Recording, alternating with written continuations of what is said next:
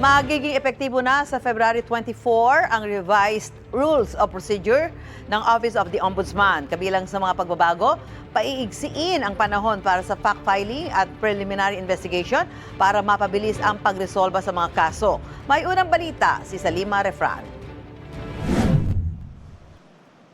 Sa gitna ng pagpapanagot sa mga nasa likod at nakinabang sa flood control scandal, nilabas ng Office of the Ombudsman ang revised rules of procedure nito para sa kanilang mga investigasyon.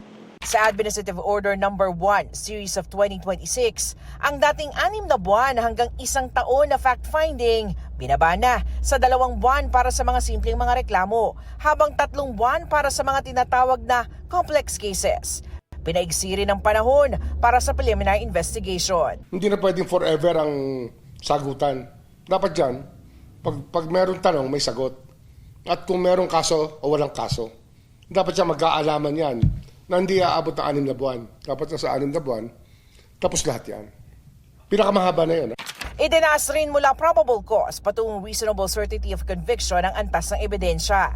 Ibig sabihin, kailangang pasok sa mga elemento ng krimen ang ebidensyang hawak bago magsampa ng kaso. Ayon kay Remulla, paraan raw ito para mawala ang inordinate delay na madalas ay kinatatalo ng mga kaso. Hakbang rin daw ito para hindi mawa-weaponize o hindi magamit sa politika ang kanilang opisina.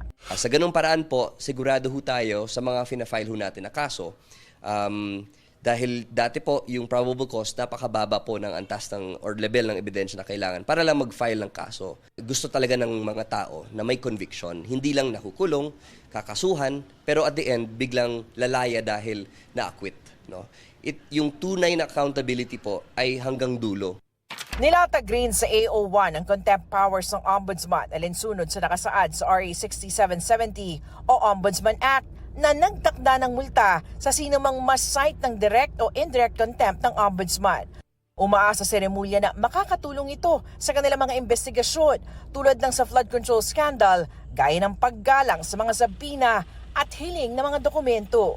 Maraming ayaw sumunod Ayaw sumunod sa utos na binibigay, sa utos ng opisina na base sa kapangyarihan na binigay sa atin ng batas.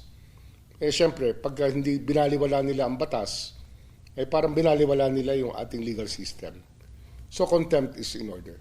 Yung sasabihin mo lang na to appear before the investigating body, pag di sumipad, no show yan.